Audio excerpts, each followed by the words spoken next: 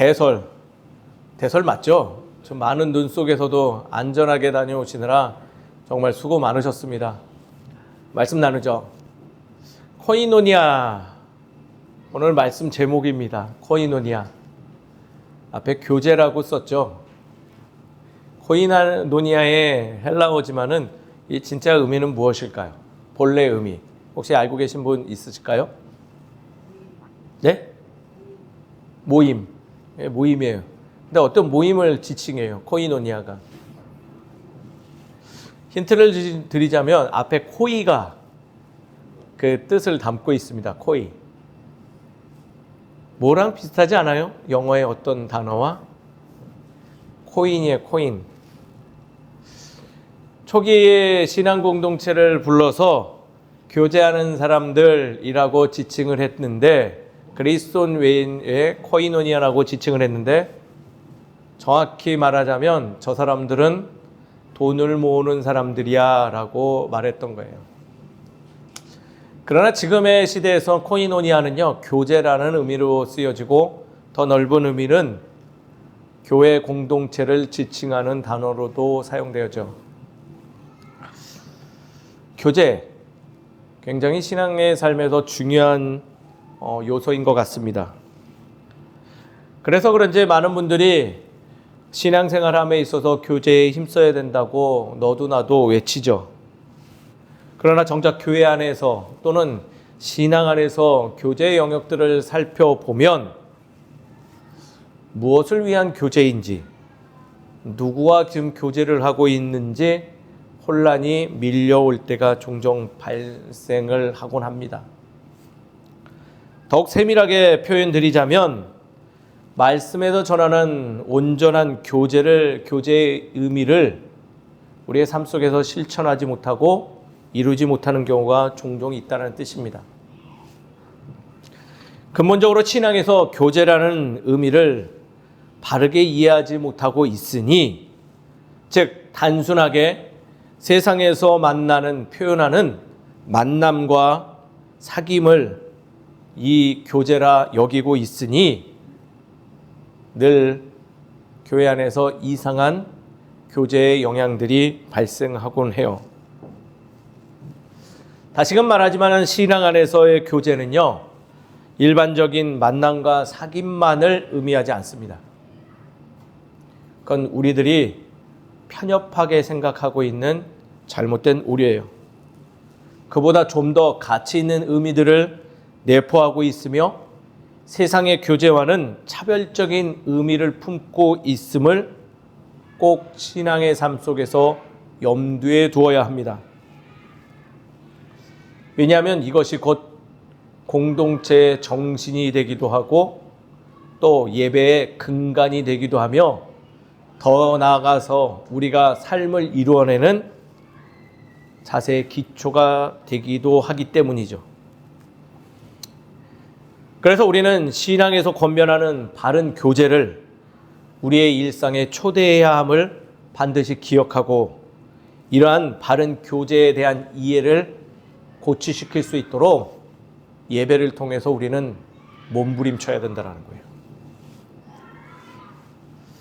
신앙 공동체의 명료함과 건강함을 드러내는 또 부흥과 연결됨을 돕는 것, 그것이 교제임을 반드시 기억하면서 오늘 베드로의 설교 안에서 그것이 왜 그 교제가 왜 온전히 우리 안에 녹아들어야 되는지를 그 의미를 발견하는 저와 여러분 되시기를 주의 이름으로 축원드립니다. 우리 다 함께 우리 모두 베드로의 설교의 본문의 내용을 가지고 그 모습을 한번 살펴보시죠. 오늘 본문은요, 사실 14절부터 쭉 읽어 나가야 돼요. 오순절 사건 직후 베드로가 지금 만인들 앞에서 귀한 말씀을 증거하고 있어요. 그 증거하는 내용, 쉽게 말해서 많은 이들 앞에서 설교하고 있다는 거예요. 하나님의 나라에 대한 메시지를 그 다락방에서 체험한 자신들의 귀한 하나님 나라의 질서, 성령님의 권능을 입음으로 인해서 깨닫게 되어진 하나님 아버지의 마음을 지금 전하고 있어요. 예루살렘 앞에서 한 설교인데 그 설교의 내용이 거침이 없고 담대해 보여요. 어두운 그늘도 없고 방금 전까지 어두운 곳에서 웅크려 있던 이가 아닌 것처럼 지금 강렬한 어조로 많은 이들에게 그리스도의 복음의 핵심을 전하고 있다라는 거예요. 그래서 그런지 베드로의 외침과 더불어서 그의 모습이 참 우리의 눈을 집중시켜요. 더 이상 그에게는 이러한 모습들이 보이지가 않는 것 같습니다. 예수님의 뒤를 멀찍이 따라가던 베드로의 모습 찾을 수가 없는 것 같아요. 여자의 종에 그 종의 물음에 우물쭈물하며 도망가기 바빴던 베드로의 모습이 보이지가 않아요. 물고기 한 마리도 건지지 못하여서 배 위에서 낙담하고 초췌하며 나는 왜 아무것도 이룬 것이 없을까 자존감 상실한 모습이 엿보이지 않아요. 허리춤에 칼을 들고 기세등등하게 분노했던 모습도 이제는 보여주지 않습니다. 도리어 이러한 모습들은 사라지고 확신에 차서 기쁨으로 지금 외치고 있는 모습, 지금 설교하고 있는 베드로의 모습이에요.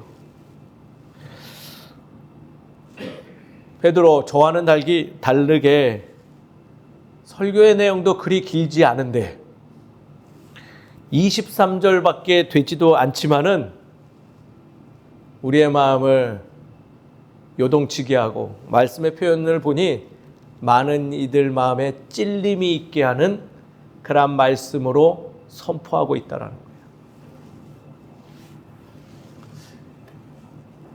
그가 어떻게 이렇게 변했을까요? 누구를 만났기에? 누구와 교제하였기에? 오늘 베드로의 설교는요, 다시금 말하지만 짧지만은 복음의 핵심이 담겨져 있어요. 내용을 요약하니 이러한 내용들이 담겨져 있네요. 예수 그리스도의 복음의 삶과 죽음, 또 하나님의 역사는 어떻게 우리의 삶 속에서 이루어지는가, 바로 지금 이 땅에서 이루어지고 있으니 어떻게보다는 그것을 인정하고 받아들이며 주 앞에 나오라고 촉구하고 있어요. 말씀 그 어디에도 군더더기 하나 없습니다. 사실 설교자가 보면요, 찔림이 있는 설교예요. 어떻게 하면 이렇게 짧고 임팩트 있게 설교할 수 있을까? 사람의 마음에 파고드는 생명의 말씀을 설교하면서 그로 인한 결과물이 어떻다고요? 3,000명이나 주 앞에 나서게 되었어요. 그래서 예수님이 처음에 말한 것처럼 베드로는요, 진짜 교회의 모든 이들의 반석이 되는 그런 존재로 출발하게 되었다라는 거예요. 그리고 바로 오늘 본문 말씀에서부터 사도행전 12장까지 베드로는요, 이전의 베드로의 모습이 아닌 예수님을 더욱더 닮아간 모습을 우리에게 노출시키죠. 다시금 물어볼게요. 무엇이 베드로를 이토록 변하게 했을까요?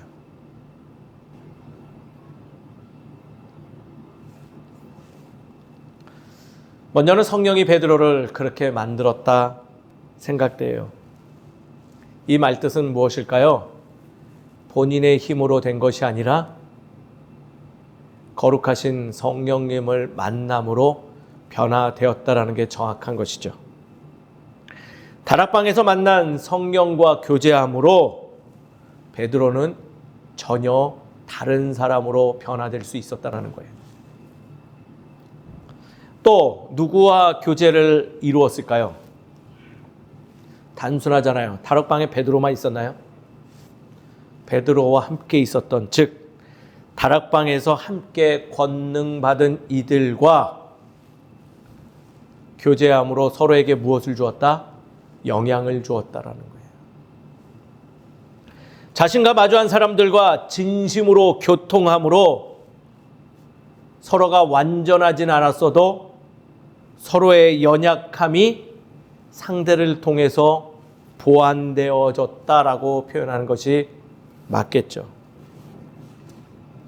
그로 인해서 이 두 교제를 통해서 무엇을 얻었냐? 예수 그리스도의 가르침을 따라서 살아갈 수 있는 힘을 소유한 그가 바로 베드로고, 그 힘으로 이런 임팩트 있는 설교를 했다라는 거예요. 우리에게 희망이 되는 교제의 모습이에요.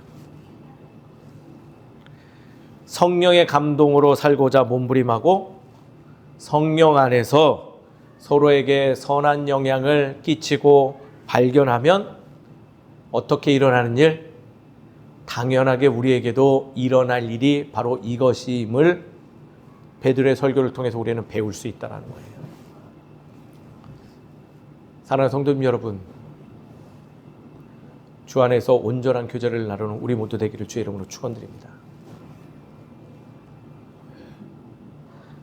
교제는요, 내가 해내는 게 아니에요. 하나님께서 이루어 주심을 따라가는 거예요. 벌써 여기서 세상의 교제와는 차이점이 있죠. 세상의 교제는 내가 만나려고 해서 만나고, 그렇게 만나다 보니 이익을 따라 만나고, 결국은 만남의 목적이 사라져요. 누구를 만날지 내가 정하고, 그 사람을 만남으로 인해서, 교제함으로 인해서 무엇을 얻을까를 자꾸 판단하니 어떤 무지렁이의 말처럼 너 하나님 까불면 죽어라는 소리를 과감 없이 할 수 있게 된다는 거예요.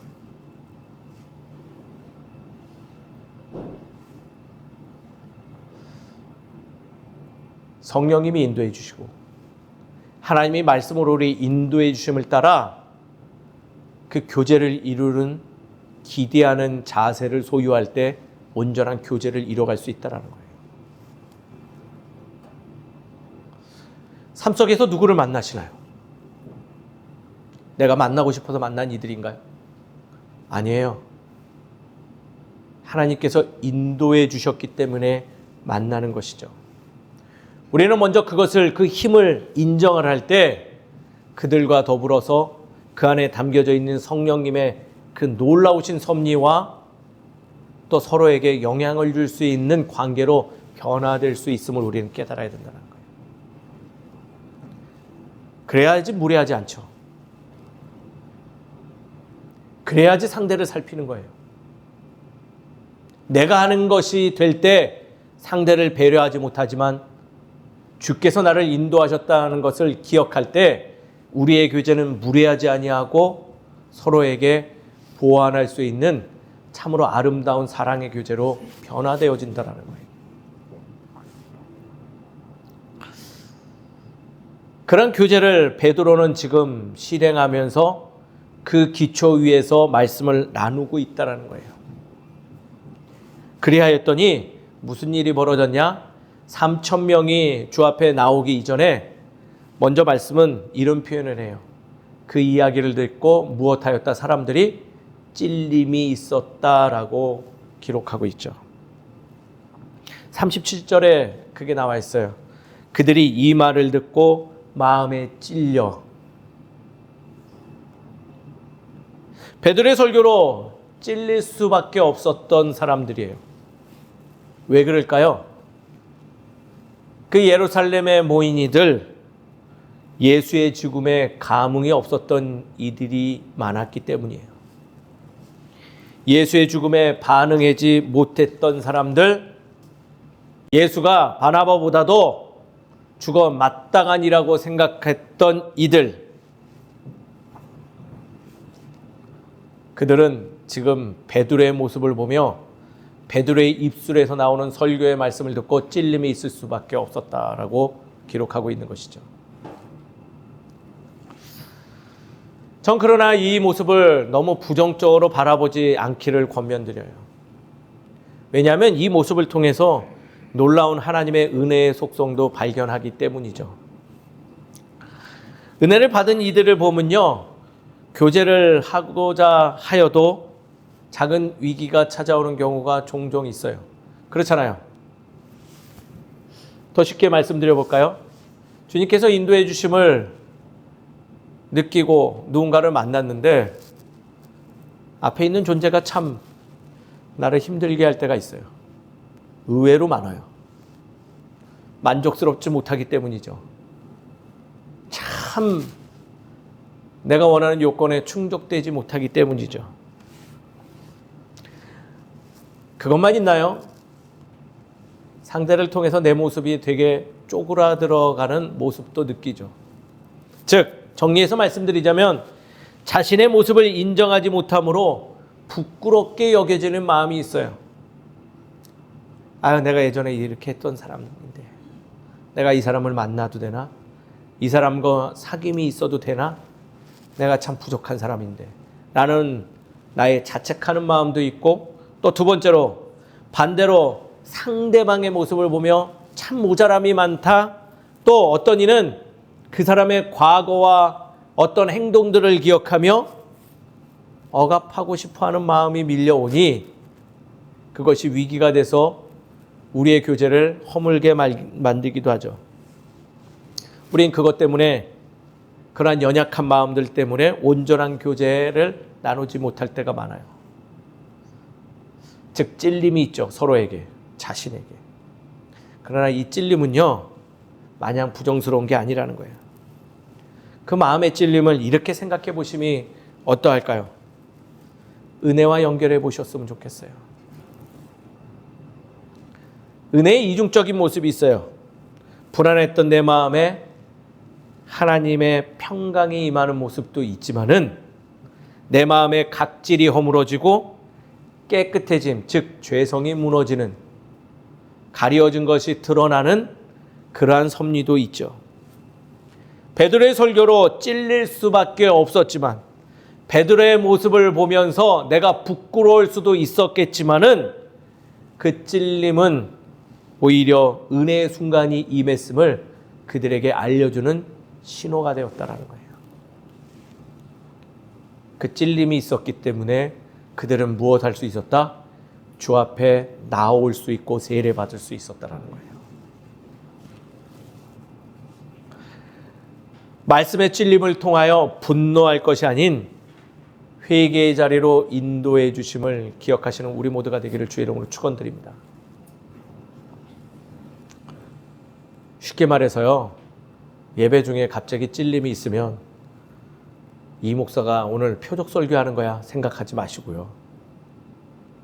주 앞에 나올 시간이구나 라고 인식하는 게 더 은혜로스러운 거예요.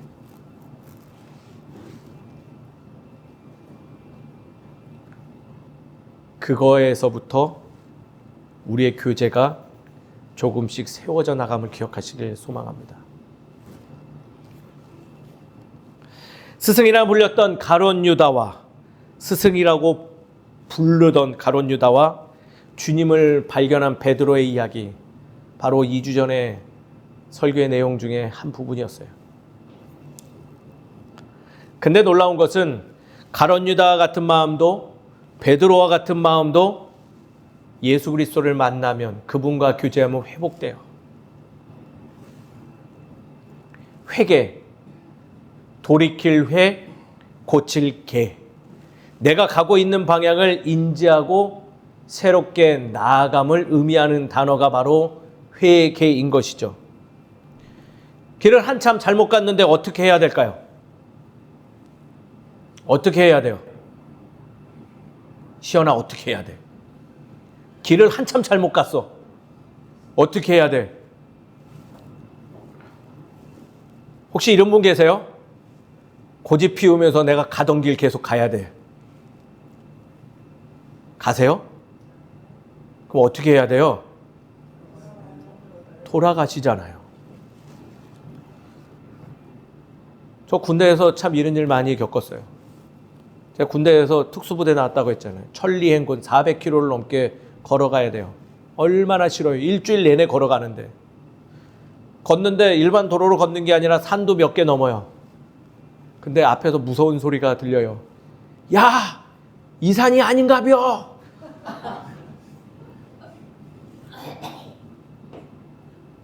어떻게 해요? 아유, 그래도 가던 길이니까 가야 됩니다. 이렇게 외쳐요? 아무 말 안 하고 돌아가요. 힘들어도 돌아가죠. 억울해서도 가던 길 가야겠다고 하는 사람 아무도 없습니다.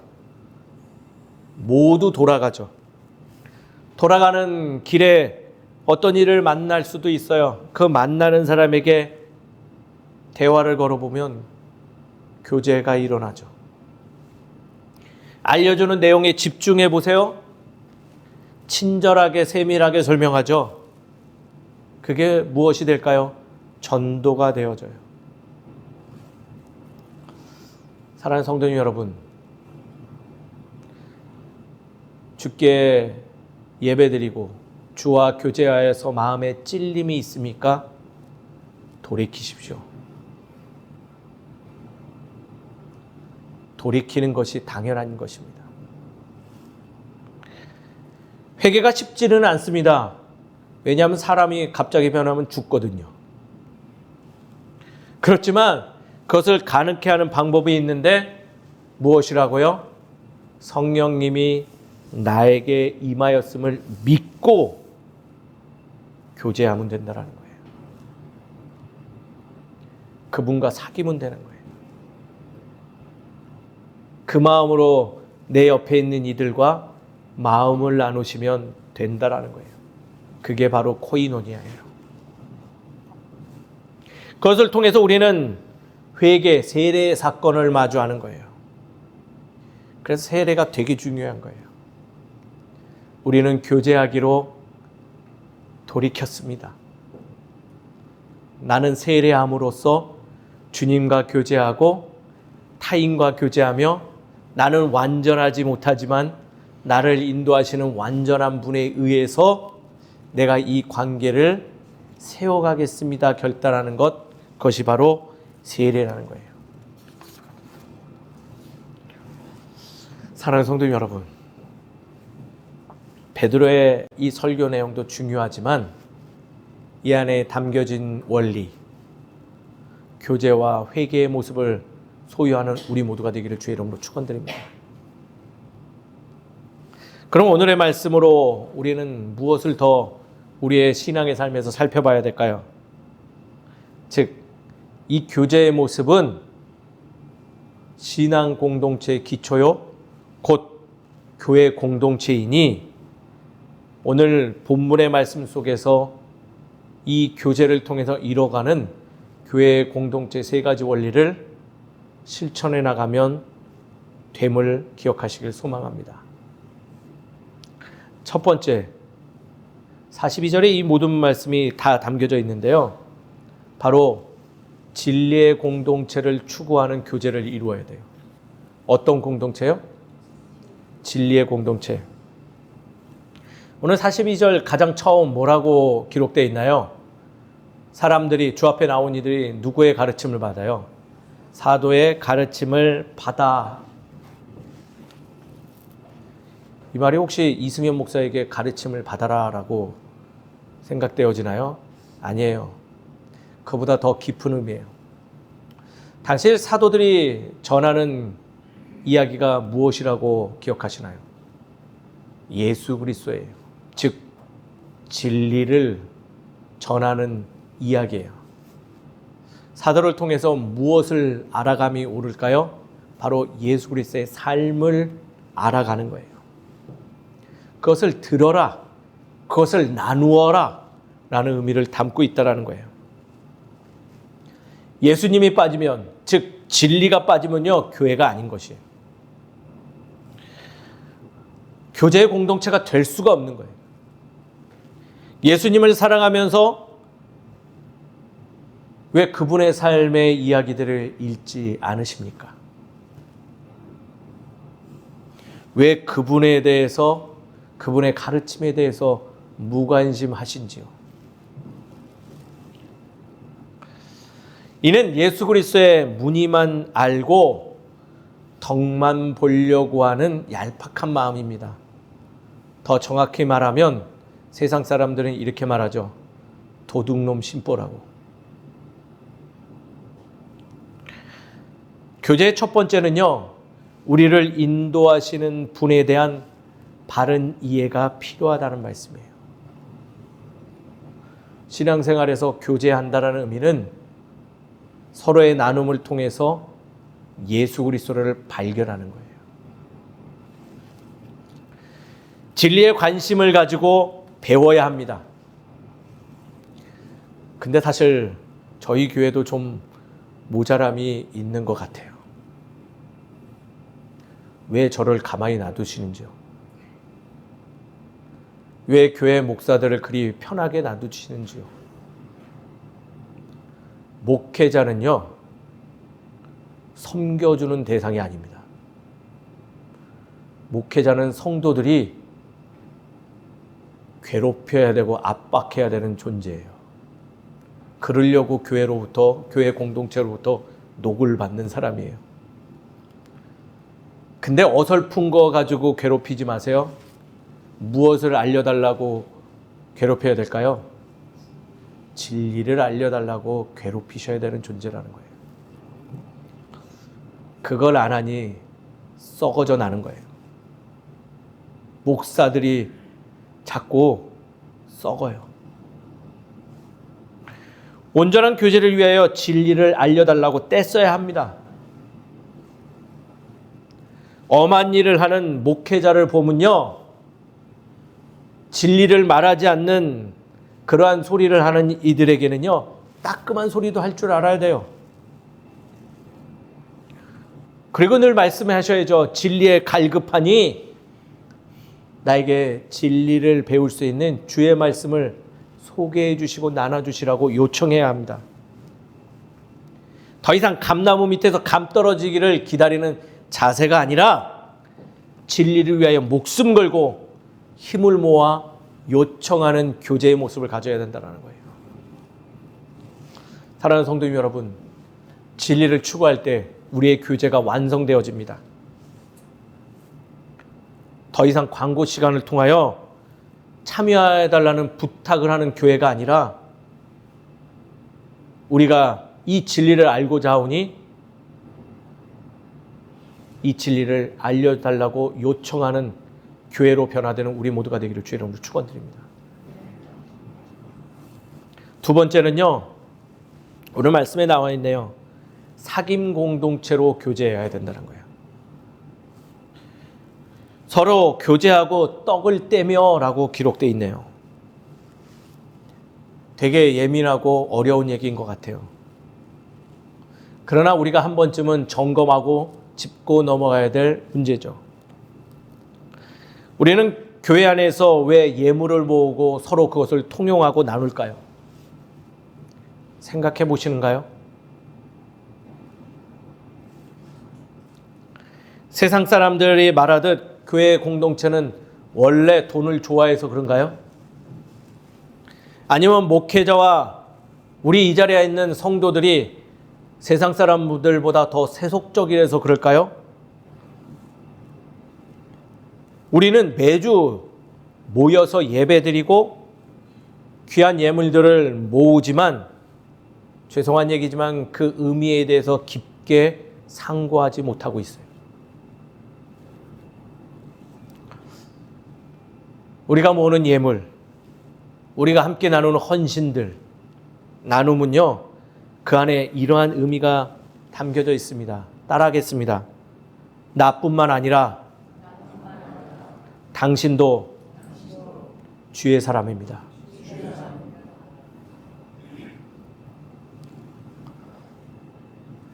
우리가 나누는 이유는요, 하나님께서 모두가 편견 없이 만나길 원하시는 마음을 알기 때문이에요. 하나님이 모두를 귀하게 여기고 그 안에서 서로 어려움에 빠지지 않도록 도우라는 가족 공동체를 추구하고 있음을 알기 때문이라는 거예요.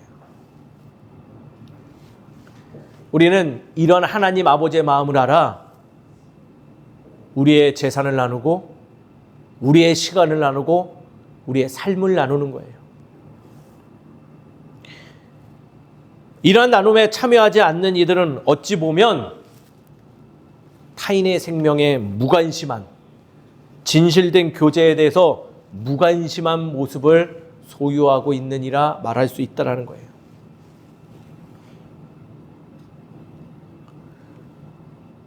내 입에 들어오는 것이 달콤한 줄 아십니까? 그러면 이것은 누군가의 입에도 달콤함으로 들어갈 수 있는 것입니다. 내가 절실하게 이것이 필요한가요? 그럼 누군가에게도 꼭 필요한 거예요. 하나님은 우리 모두가 서로 공평하게 나누고 그것을 통해서 하나 되기를 소망하시는 분이세요. 요즘 주영이 주원이가 저에게 제가 모으는 피규어와 장난감을 달라고 해요. 나눠주다 보면 어떻게 될까요? 서로 우애가 돈독해질까요? 아주 그냥 꼴 보기 싫어 죽겠어요. 서로 싸워요.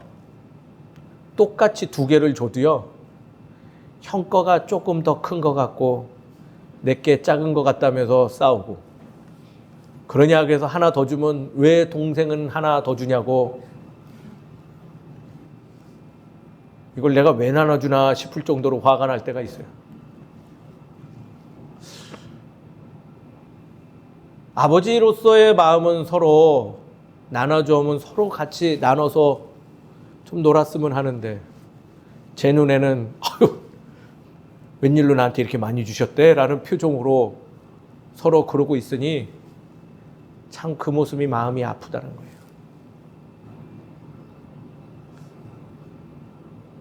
사랑하는 성도님 여러분, 이 민감한 얘기가 교회 안에 헌금을 더 많이 하자라는 이야기로 들리지 않았으면 좋겠습니다. 교제라는 것은 나와 내가 주 안에서 좋은 것을 함께 누리자라는 의미를 담고 있어요. 우리는 그 뜻을 담아 모아서 어려운 이도 돕고 우리가 함께 누릴 수 있는 것들을 갖춰나감을 기억하시길 소망합니다. 이게 교제예요.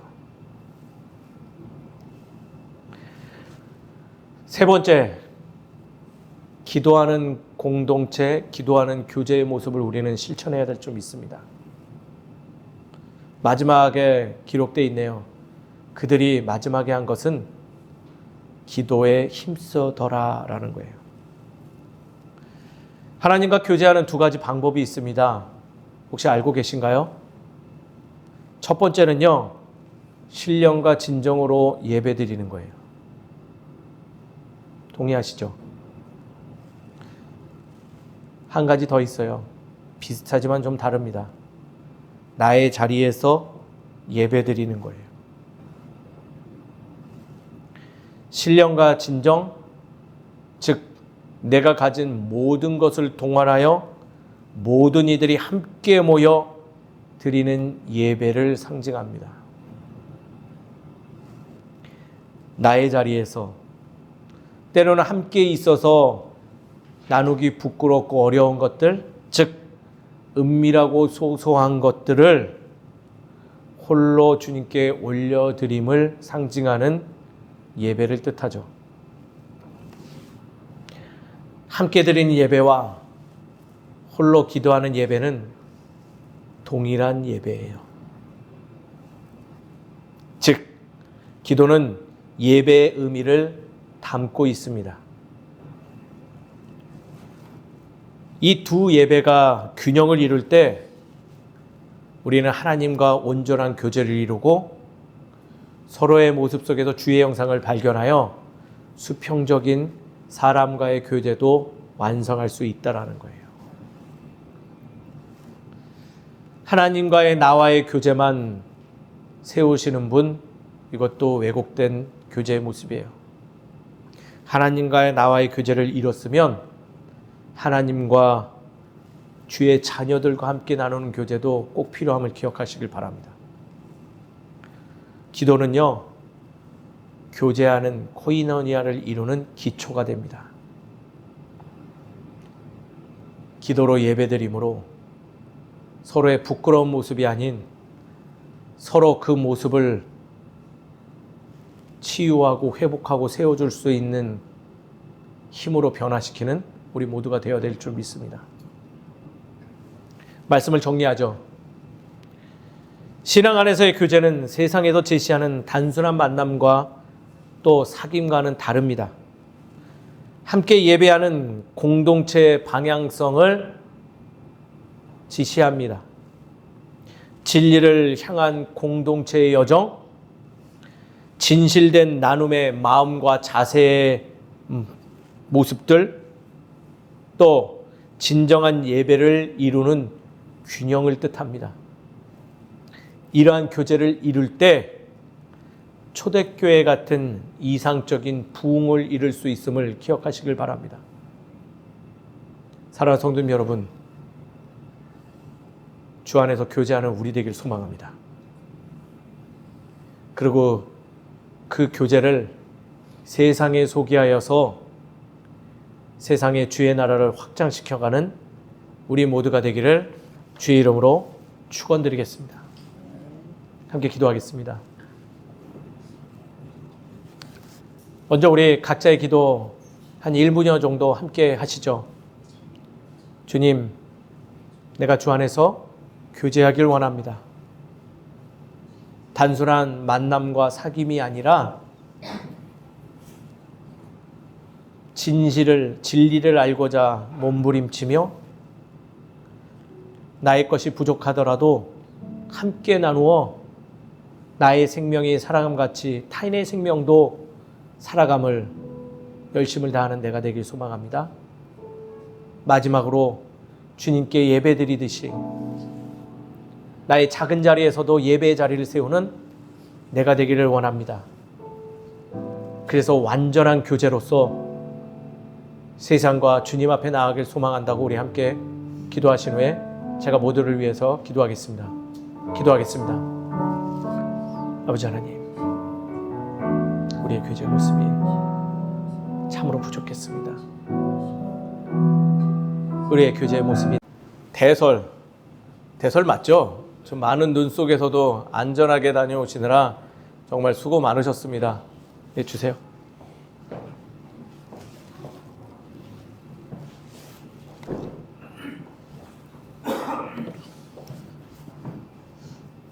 근데 조만간 저희 교회도 이제 제설 도구를 구비해 놔야 될 것 같습니다. 눈만 내렸다 하면 아주 이제 난리가 납니다. 제가 잠시 아까 아프다고 했는데 그 눈 치우다 아픈 게 아니라요. 눈 치우고 제가 먹지 말아야 될 거 먹었어요. 잘 치우고 이번에는 지난번 경험으로 잘 치우고 사람들한테 대단하시는데요 이 말도 듣고 잘했는데 밥을 안 먹은 게 생각나서 집에 가서 따뜻하게 밥 차려 먹으면 될 것을 혼자 편의점에서 김밥 2개 사다가 먹다가 급체를 해가지고 주님 만날 뻔했습니다. 오밤중에 몸이 덜덜덜 떨리는데 아내도 자녀들도 처갓집에다 놓고 내려왔는데 혼자 아픈데 왜 그렇게 서럽고 주님이 부르는 것 같기도 하고, 그러나 오지 말라고 해서 다시 주일날 이렇게 예배로의 자리로 나왔습니다. 제가 그래서 깨달은 게 있어요. 남자들이요, 아내의 말을 절대적으로 신뢰할 것이다. 주님 다음으로 꼭 그 말을 신뢰하는 것이 옳다라고 말씀드리고 싶습니다. 말씀 나누죠. 코이노니아, 오늘 말씀 제목입니다. 코이노니아. 앞에 교제라고 썼죠. 코이노니아의 헬라어지만은 이 진짜 의미는 무엇일까요? 본래 의미 혹시 알고 계신 분 있으실까요? 네? 모임. 모임이에요. 근데 어떤 모임을 지칭해요. 코이노니아가. 힌트를 드리자면 앞에 코이가 그 뜻을 담고 있습니다. 코이. 뭐랑 비슷하지 않아요? 영어의 어떤 단어와? 코인이에요, 코인. 초기에 신앙 공동체를 불러서 교제하는 사람들이라고 지칭을 했는데, 그리스도인 외에 코이노니아라고 지칭을 했는데, 정확히 말하자면 저 사람들은 돈을 모으는 사람들이야 라고 말했던 거예요. 그러나 지금의 시대에서 코이노니아는요, 교제라는 의미로 쓰여지고 더 넓은 의미는 교회 공동체를 지칭하는 단어로도 사용되어져. 교제, 굉장히 신앙의 삶에서 중요한 요소인 것 같습니다. 그래서 그런지 많은 분들이 신앙생활함에 있어서 교제에 힘써야 된다고 너도 나도 외치죠. 그러나 정작 교회 안에서 또는 신앙 안에서 교제의 영역들을 살펴보면 무엇을 위한 교제인지, 누구와 지금 교제를 하고 있는지 혼란이 밀려올 때가 종종 발생을 하곤 합니다. 더욱 세밀하게 표현드리자면 말씀에서 전하는 온전한 교제의 의미를 우리의 삶 속에서 실천하지 못하고 이루지 못하는 경우가 종종 있다는 뜻입니다. 근본적으로 신앙에서 교제라는 의미를 바르게 이해하지 못하고 있으니, 즉 단순하게 세상에서 만나는 표현하는 만남과 사귐을 이 교제라 여기고 있으니 늘 교회 안에서 이상한 교제의 영향들이 발생하곤 해요. 다시금 말하지만 신앙 안에서의 교제는요, 일반적인 만남과 사귐만을 의미하지 않습니다. 그건 우리들이 편협하게 생각하고 있는 잘못된 오류예요. 그보다 좀 더 가치 있는 의미들을 내포하고 있으며 세상의 교제와는 차별적인 의미를 품고 있음을 꼭 신앙의 삶 속에서 염두에 두어야 합니다. 왜냐하면 이것이 곧 공동체의 정신이 되기도 하고 또 예배의 근간이 되기도 하며 더 나아가서 우리가 삶을 이루어내는 자세의 기초가 되기도 하기 때문이죠.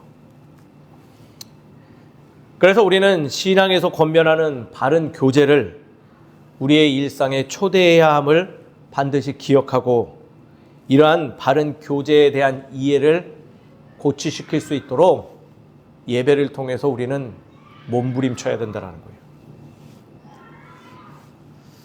신앙 공동체의 명료함과 건강함을 드러내는 또 부흥과 연결됨을 돕는 것, 그것이 교제임을 반드시 기억하면서 오늘 베드로의 설교 안에서 그것이 왜 그 교제가 왜 온전히 우리 안에 녹아들어야 되는지를 그 의미를 발견하는 저와 여러분 되시기를 주의 이름으로 축원드립니다. 우리 다 함께 우리 모두 베드로의 설교의 본문의 내용을 가지고 그 모습을 한번 살펴보시죠. 오늘 본문은요, 사실 14절부터 쭉 읽어 나가야 돼요. 오순절 사건 직후 베드로가 지금 만인들 앞에서 귀한 말씀을 증거하고 있어요. 그 증거하는 내용, 쉽게 말해서 많은 이들 앞에서 설교하고 있다는 거예요. 하나님의 나라에 대한 메시지를 그 다락방에서 체험한 자신들의 귀한 하나님 나라의 질서, 성령님의 권능을 입음으로 인해서 깨닫게 되어진 하나님 아버지의 마음을 지금 전하고 있어요. 예루살렘 앞에서 한 설교인데 그 설교의 내용이 거침이 없고 담대해 보여요. 어두운 그늘도 없고 방금 전까지 어두운 곳에서 웅크려 있던 이가 아닌 것처럼 지금 강렬한 어조로 많은 이들에게 그리스도의 복음의 핵심을 전하고 있다라는 거예요. 그래서 그런지 베드로의 외침에 외침과 더불어서 그의 모습이 참 우리의 눈을 집중시켜요. 더 이상 그에게는 이러한 모습들이 보이지가 않는 것 같습니다. 예수님의 뒤를 멀찍이 따라가던 베드로의 모습 찾을 수가 없는 것 같아요. 여자의 종에 그 종의 물음에 우물쭈물하며 도망가기 바빴던 베드로의 모습이 보이지가 않아요. 물고기 한 마리도 건지지 못하여서 배 위에서 낙담하고 초췌하며 나는 왜 아무것도 이룬 것이 없을까 자존감 상실한 모습이 엿보이지 않아요. 허리춤에 칼을 들고 기세등등하게 분노했던 모습도 이제는 보여지지 않습니다. 도리어 이러한 모습들은 사라지고 확신에 차서 기쁨으로 지금 외치고 있는 모습, 지금 설교하고 있는 베드로의 모습이에요. 베드로, 저와는 다르게 설교의 내용도 그리 길지 않은데 23절밖에 되지도 않지만은 우리의 마음을 요동치게 하고 말씀의 표현을 보니 많은 이들 마음에 찔림이 있게 하는 그런 말씀으로 선포하고 있다는 거예요. 그가 어떻게 이렇게 변했을까요? 누구를 만났기에? 누구와 교제하였기에? 오늘 베드로의 설교는요, 다시금 말하지만 짧지만은 복음의 핵심이 담겨져 있어요. 내용을 요약하니 이러한 내용들이 담겨져 있네요. 예수 그리스도의 복음의 삶과 죽음, 또 하나님의 역사는 어떻게 우리의 삶 속에서 이루어지는가? 바로 지금 이 땅에서 이루어지고 있으니 어떻게보다는 그것을 인정하고 받아들이며 주 앞에 나오라고 촉구하고 있어요. 말씀 그 어디에도 군더더기 하나 없습니다. 사실 설교자가 보면요, 찔림이 있는 설교예요. 어떻게 하면 이렇게 짧고 임팩트 있게 설교할 수 있을까? 사람의 마음에 파고드는 생명의 말씀을 설교하면서 그로 인한 결과물이 어떻다고요? 3,000명이나 주 앞에 나서게 되었어요. 그래서 예수님이 처음에 말한 것처럼 베드로는요, 진짜 교회의 모든 이들의 반석이 되는 그런 존재로 출발하게 되었다라는 거예요. 그리고 바로 오늘 본문 말씀에서부터 사도행전 12장까지 베드로는요, 이전의 베드로의 모습이 아닌 예수님을 더욱더 닮아간 모습을 우리에게 노출시키죠. 다시금 물어볼게요. 무엇이 베드로를 이토록 변하게 했을까요?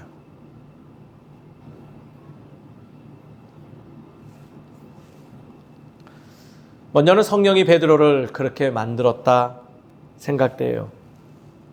이 말뜻은 무엇일까요? 본인의 힘으로 된 것이 아니라 거룩하신 성령님을 만남으로 변화되었다라는 게 정확한 것이죠. 다락방에서 만난 성령과 교제함으로 베드로는 전혀 다른 사람으로 변화될 수 있었다는 거예요. 또 누구와 교제를 이루었을까요? 단순하잖아요. 다락방에 베드로만 있었나요? 베드로와 함께 있었던, 즉 다락방에서 함께 권능받은 이들과 교제함으로 서로에게 무엇을 주었다? 영향을 주었다라는 거예요. 자신과 마주한 사람들과 진심으로 교통함으로 서로가 완전하진 않았어도 서로의 연약함이 상대를 통해서 보완되어졌다라고 표현하는 것이 맞겠죠. 그로 인해서 이 두 교제를 통해서 무엇을 얻었냐? 예수 그리스도의 가르침을 따라서 살아갈 수 있는 힘을 소유한 그가 바로 베드로고, 그 힘으로 이런 임팩트 있는 설교를 했다라는 거예요. 우리에게 희망이 되는 교제의 모습이에요. 성령의 감동으로 살고자 몸부림하고 성령 안에서 서로에게 선한 영향을 끼치고 발견하면 어떻게 일어나는 일? 당연하게 우리에게도 일어날 일이 바로 이것임을 베드로의 설교를 통해서 우리는 배울 수 있다는 거예요. 사랑하는 성도님 여러분, 주 안에서 온전한 교제를 나누는 우리 모두 되기를 주의 이름으로 축원드립니다. 교제는요, 내가 해내는 게 아니에요. 하나님께서 이루어 주심을 따라가는 거예요. 벌써 여기서 세상의 교제와는 차이점이 있죠. 세상의 교제는 내가 만나려고 해서 만나고, 그렇게 만나다 보니 이익을 따라 만나고, 결국은 만남의 목적이 사라져요.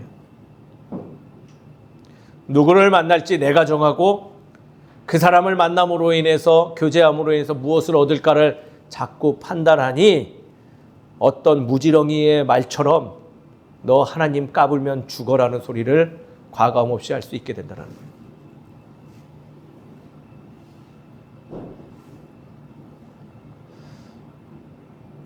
성령님이 인도해 주시고 하나님이 말씀으로 우리 인도해 주심을 따라 그 교제를 이루는 기대하는 자세를 소유할 때 온전한 교제를 이뤄갈 수 있다는 거예요. 삶 속에서 누구를 만나시나요? 내가 만나고 싶어서 만난 이들인가요? 아니에요. 하나님께서 인도해 주셨기 때문에 만나는 것이죠. 우리는 먼저 그 힘을 인정을 할 때 그들과 더불어서 그 안에 담겨져 있는 성령님의 그 놀라우신 섭리와 또 서로에게 영향을 줄 수 있는 관계로 변화될 수 있음을 우리는 깨달아야 된다는 거예요. 그래야지 무례하지 않죠.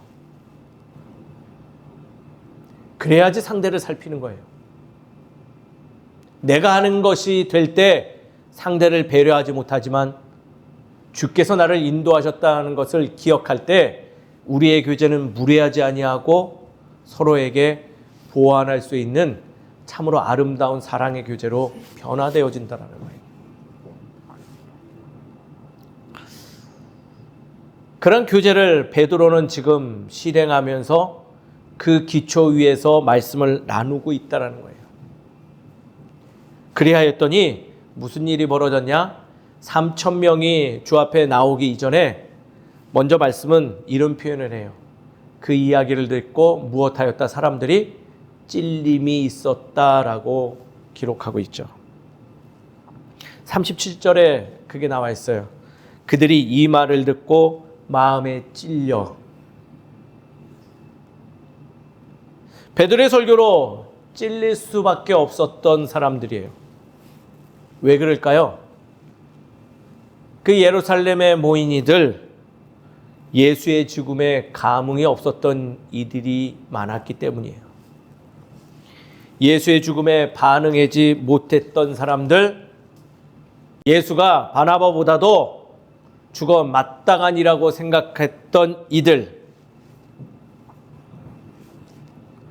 그들은 지금 베드로의 모습을 보며 베드로의 입술에서 나오는 설교의 말씀을 듣고 찔림이 있을 수밖에 없었다라고 기록하고 있는 것이죠.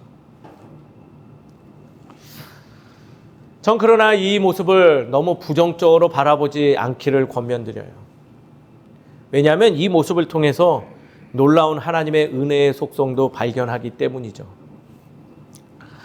은혜를 받은 이들을 보면요, 교제를 하고자 하여도 작은 위기가 찾아오는 경우가 종종 있어요. 그렇잖아요. 더 쉽게 말씀드려 볼까요?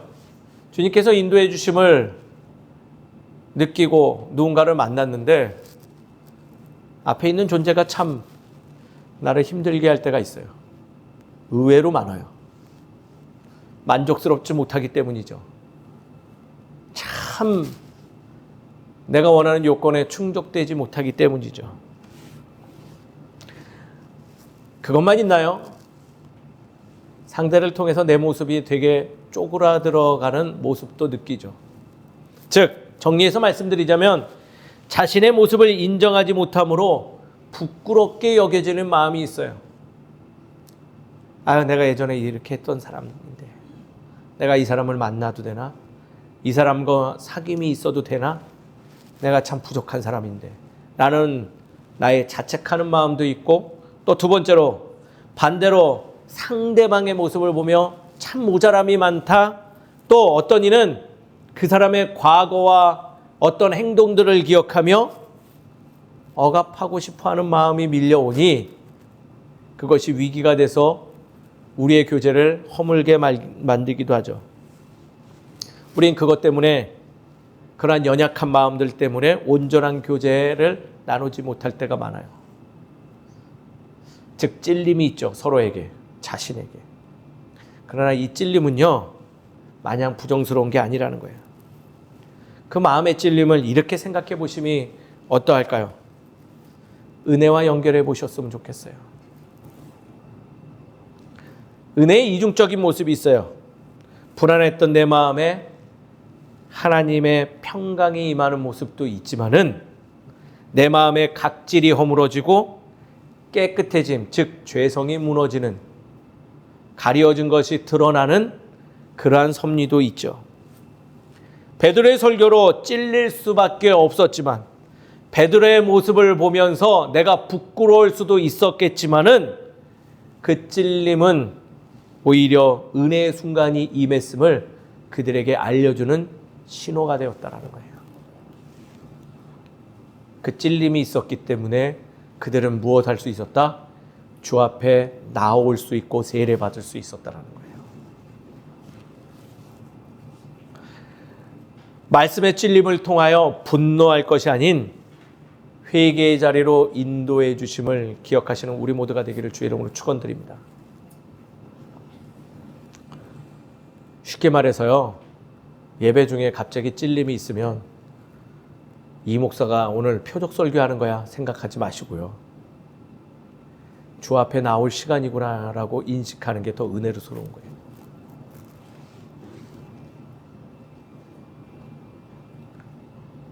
그거에서부터 우리의 교제가 조금씩 세워져 나감을 기억하시길 소망합니다.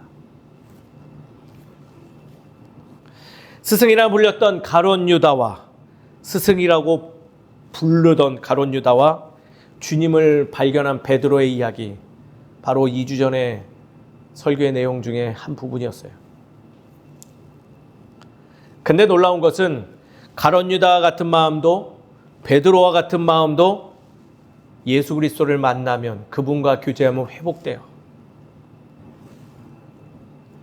회개, 돌이킬 회, 고칠 개. 내가 가고 있는 방향을 인지하고 새롭게 나아감을 의미하는 단어가 바로 회개인 것이죠. 길을 한참 잘못 갔는데 어떻게 해야 될까요? 어떻게 해야 돼요? 시연아, 어떻게 해야 돼? 길을 한참 잘못 갔어. 어떻게 해야 돼? 혹시 이런 분 계세요? 고집 피우면서 내가 가던 길 계속 가야 돼. 가세요? 그럼 어떻게 해야 돼요? 돌아가시잖아요. 저 군대에서 참 이런 일 많이 겪었어요. 제가 군대에서 특수부대 나왔다고 했잖아요. 천리행군 400km를 넘게 걸어가야 돼요. 얼마나 싫어요. 일주일 내내 걸어가는데. 걷는데 일반 도로로 걷는 게 아니라 산도 몇 개 넘어요.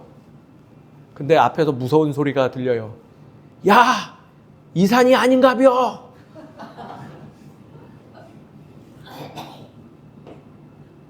어떻게 해요? 아유, 그래도 가던 길이니까 가야 됩니다. 이렇게 외쳐요? 아무 말 안 하고 돌아가요. 힘들어도 돌아가죠.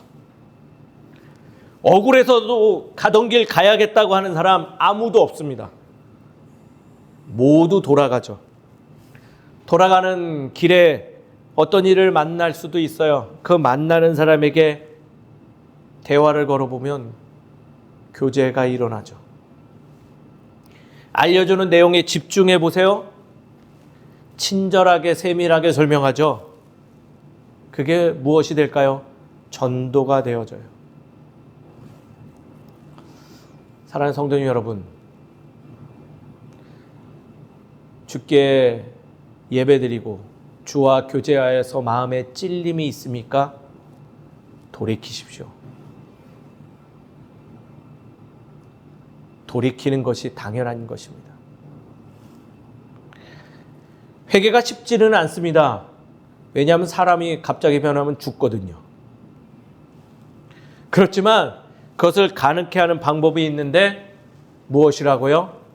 성령님이 나에게 임하였음을 믿고 교제하면 된다는 거예요. 그분과 사귀면 되는 거예요. 그 마음으로 내 옆에 있는 이들과 마음을 나누시면 된다라는 거예요. 그게 바로 코이노니아예요. 그것을 통해서 우리는 회개, 세례의 사건을 마주하는 거예요. 그래서 세례가 되게 중요한 거예요. 우리는 교제하기로 돌이켰습니다.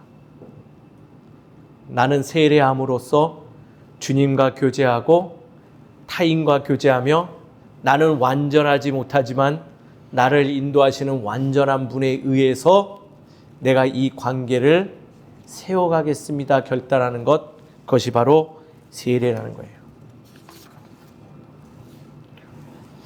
사랑하는 성도님 여러분, 베드로의 이 설교 내용도 중요하지만 이 안에 담겨진 원리, 교제와 회개의 모습을 소유하는 우리 모두가 되기를 주의 이름으로 축원드립니다. 그럼 오늘의 말씀으로 우리는 무엇을 더 우리의 신앙의 삶에서 살펴봐야 될까요? 즉, 이 교제의 모습은 신앙 공동체의 기초요, 곧 교회 공동체이니 오늘 본문의 말씀 속에서 이 교제를 통해서 이뤄가는 교회 공동체 세 가지 원리를 실천해 나가면 됨을 기억하시길 소망합니다. 첫 번째, 42절에 이 모든 말씀이 다 담겨져 있는데요. 바로 진리의 공동체를 추구하는 교제를 이루어야 돼요. 어떤 공동체요? 진리의 공동체. 오늘 42절 가장 처음 뭐라고 기록되어 있나요? 사람들이, 주 앞에 나온 이들이 누구의 가르침을 받아요? 사도의 가르침을 받아.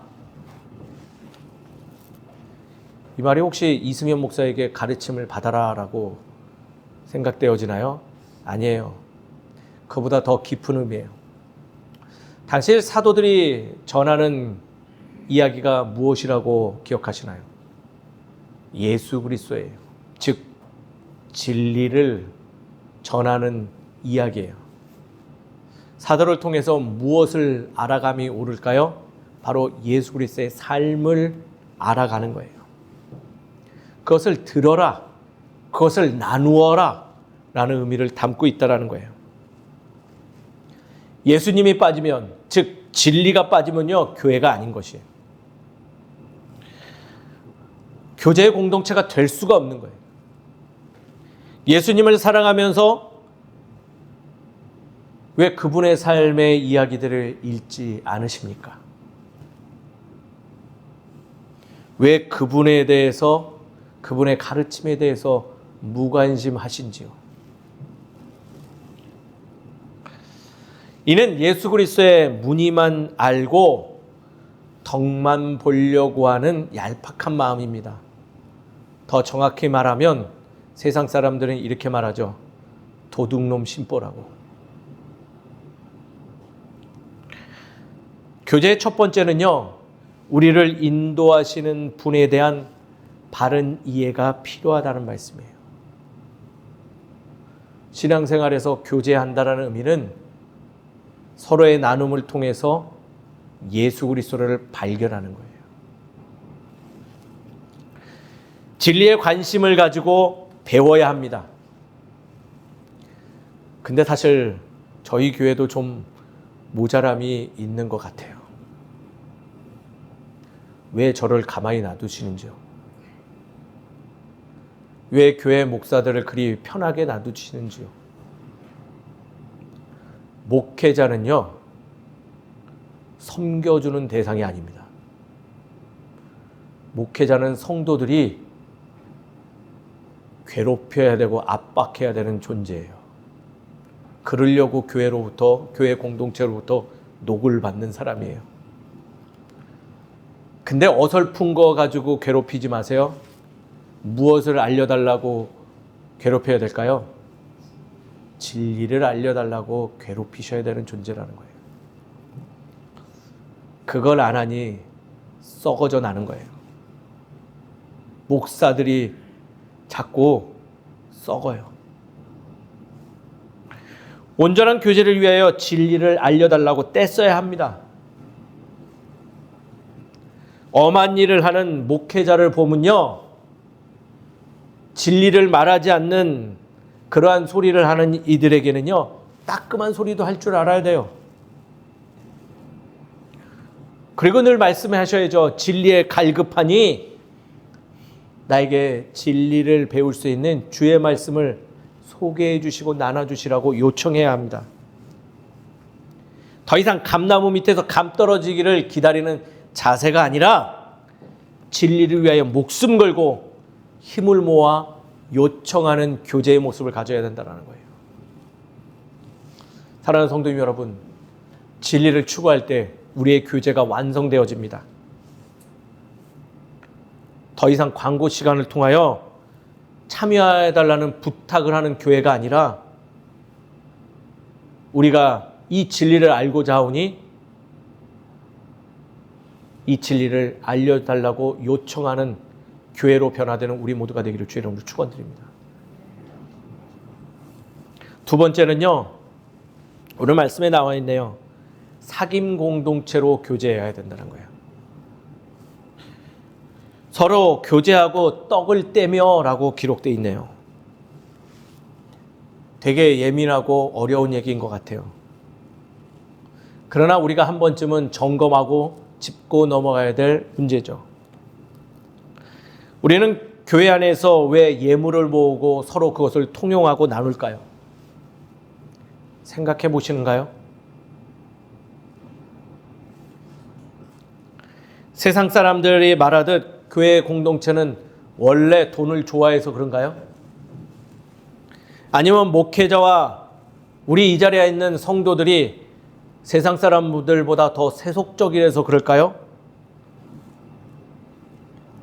우리는 매주 모여서 예배드리고 귀한 예물들을 모으지만 죄송한 얘기지만 그 의미에 대해서 깊게 상고하지 못하고 있어요. 우리가 모으는 예물, 우리가 함께 나누는 헌신들, 나눔은요, 그 안에 이러한 의미가 담겨져 있습니다. 따라하겠습니다. 나뿐만 아니라 당신도 주의 사람입니다.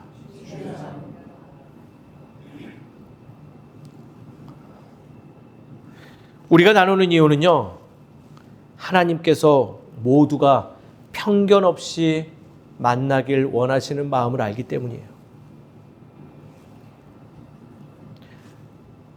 하나님이 모두를 귀하게 여기고 그 안에서 서로 어려움에 빠지지 않도록 도우라는 가족 공동체를 추구하고 있음을 알기 때문이라는 거예요. 우리는 이런 하나님 아버지의 마음을 알아 우리의 재산을 나누고 우리의 시간을 나누고 우리의 삶을 나누는 거예요.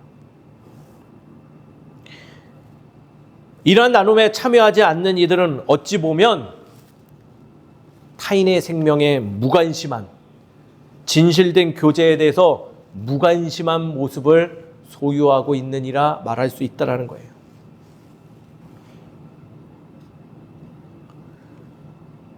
내 입에 들어오는 것이 달콤한 줄 아십니까? 그러면 이것은 누군가의 입에도 달콤함으로 들어갈 수 있는 것입니다. 내가 절실하게 이것이 필요한가요? 그럼 누군가에게도 꼭 필요한 거예요. 하나님은 우리 모두가 서로 공평하게 나누고 그것을 통해서 하나 되기를 소망하시는 분이세요. 요즘 주영이 주원이가 저에게 제가 모으는 피규어와 장난감을 달라고 해요. 나눠주다 보면 어떻게 될까요? 서로 우애가 돈독해질까요? 아주 그냥 꼴 보기 싫어 죽겠어요. 서로 싸워요. 똑같이 2개를 줘도요, 형 거가 조금 더 큰 것 같고 내게 작은 것 같다면서 싸우고, 그러냐 그래서 하나 더 주면 왜 동생은 하나 더 주냐고,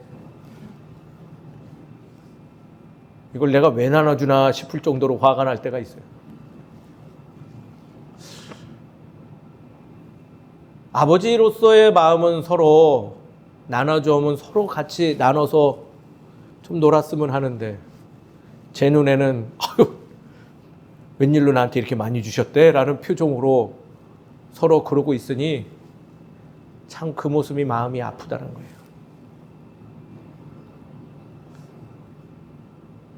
사랑하는 성도님 여러분, 이 민감한 얘기가 교회 안에 헌금을 더 많이 하자라는 이야기로 들리지 않았으면 좋겠습니다. 교제라는 것은 나와 내가 주 안에서 좋은 것을 함께 누리자라는 의미를 담고 있어요. 우리는 그 뜻을 담아 모아서 어려운 이도 돕고 우리가 함께 누릴 수 있는 것들을 갖춰나감을 기억하시길 소망합니다. 이게 교제예요. 세 번째, 기도하는 공동체, 기도하는 교제의 모습을 우리는 실천해야 될 점 있습니다. 마지막에 기록되어 있네요.